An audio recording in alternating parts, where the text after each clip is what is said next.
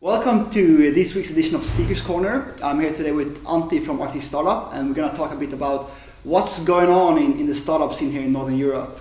And Antti, you have a pretty nice overview of what's happening. Do you see any special trends taking off this year?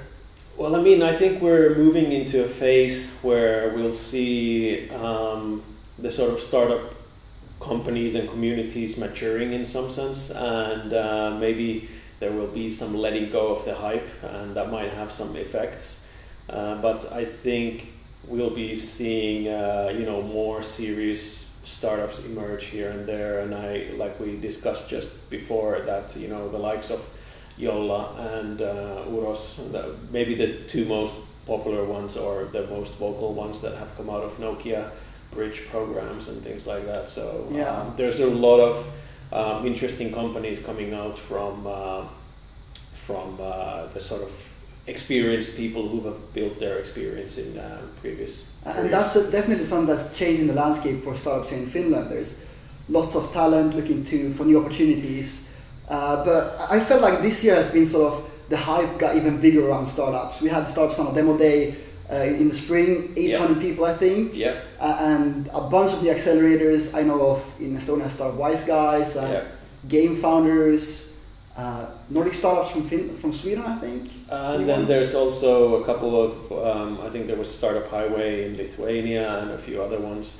So it's definitely, the accelerators have become more popular definitely, but I think what we'll see there is there won't be enough quality leads and sort of deal flow for those accelerators in the years to come, because you have to be realistic. It's a small market, and not only in each of the countries individually, but the sort of region as a whole.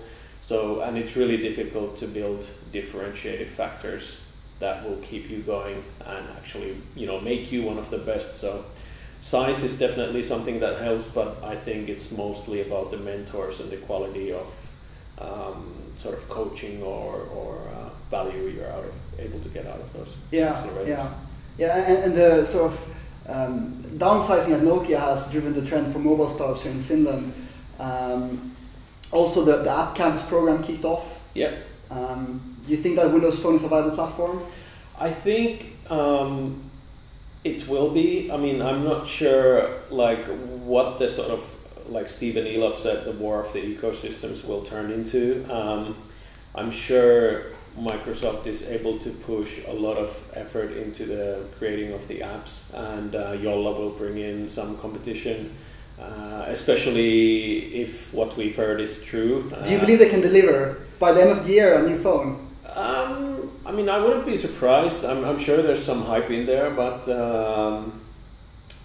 then again, it's a really ambitious startup. So I'm, maybe end of the year, early next year. But nevertheless, it's something really new we haven't seen in the Nordics and even in Europe for a long time. So definitely a very interesting company. When do you think we're gonna see like a first prototype? That's a tough one. I'm hoping we're gonna get some hints out of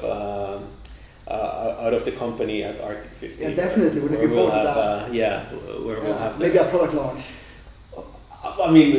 That'd be amazing, but I'm not holding my breath for that. Yeah, he said not for Christmas, right? Yeah. I've been to a bunch of pitching events this past year, and what I've seen at sort of the very sort of first stage in startups, I've seen a whole bunch of healthcare startups, and other things happening in e-learning. Do you think there's going to be anything bigger coming out of that? I'm pretty sure there will, but I think we in the Nordics we're spoiled to a certain degree, because we live in welfare states where the education for us is free, so we don't see the opportunity and the amount of value in education as opposed to other countries maybe, where you have to pay for it and you really have to work to be educated and save up for it.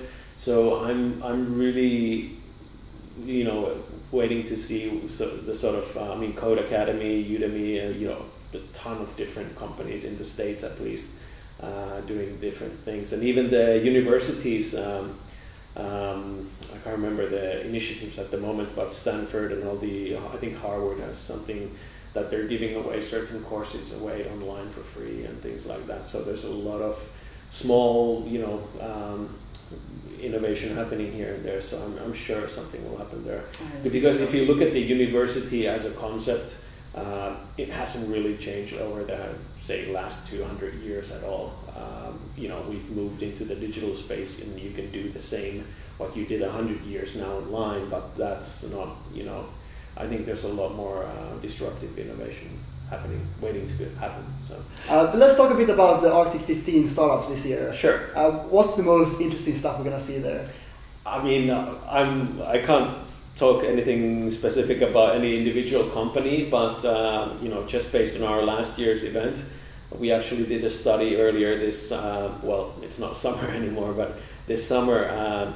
And the companies had actually raised, the 15 companies we had as finalists last year, they raised $12.85 million in just 10 months. We're also going to be seeing Lars Buch in an interview here pretty soon. Yeah. Talk a bit about him. Who is he? Well, Lars is an interesting guy because I met him in Copenhagen, I think it was end of May when we had our Arctic evening there.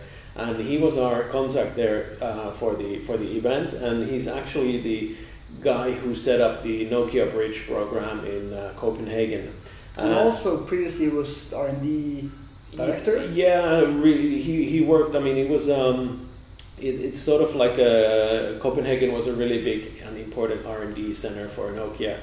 But, as times go by, they had to let go a lot of people, so they actually had a really nice venue in Copenhagen, and I'm not sure if it was purely Lars, but there was a lot of discussion that the local universities in Copenhagen will actually take over the building and premises, and there's a lot of valuable gear left over by Nokia, so they'll be able to use that for R&D, sort of technical studies there.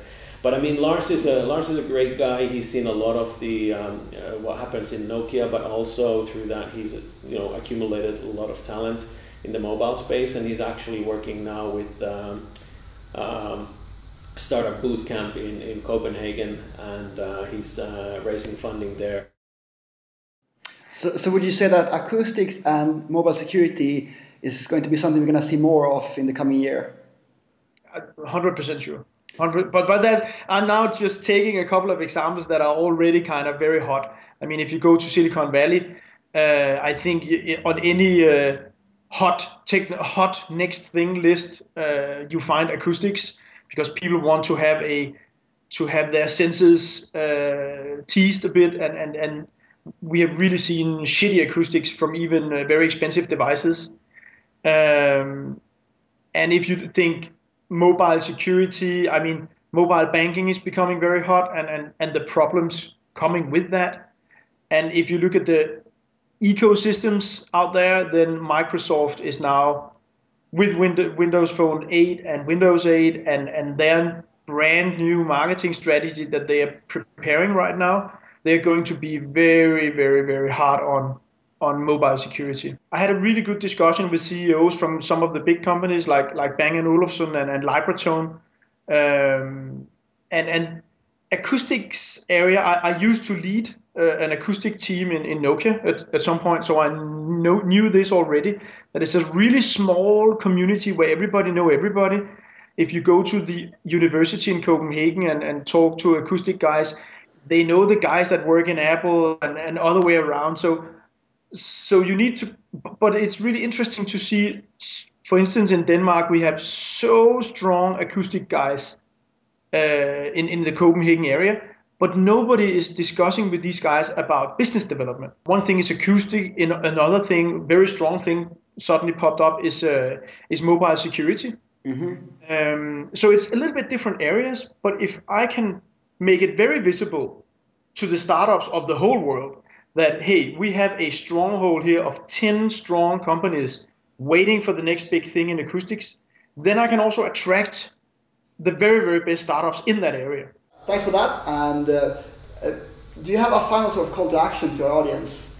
So, I mean, final thoughts I'd say is, not only Arctic 15, but be active, network with different people, and I mean, Arctic 15 has a great invite. It's invite only, but if you send in an application and you're an entrepreneur in a startup or something like that, you'll get accepted. So it's an invite only day for investors and founders and entrepreneurs on the first day, and then the second day is more open to everybody else.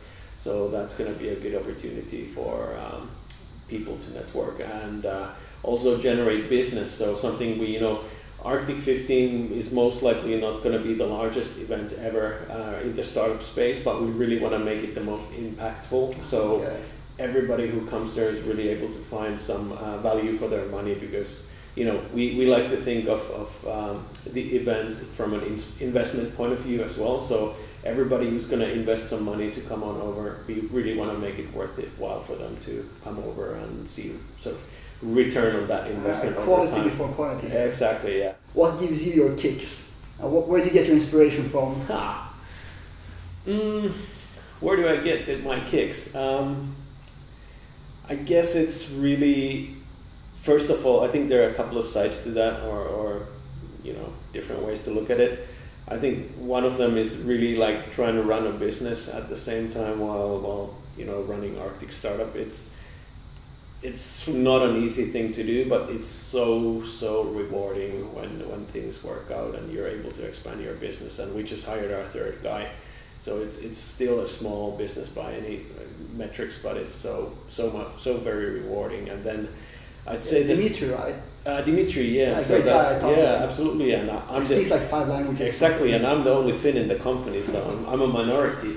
But also the second part is definitely seeing all the exciting innovation taking place here and there, and all the passion, and ambition people have towards the things they're working on, and that's really, really amazing. And there's so much energy in this space, so it's really hard to grow tired of it.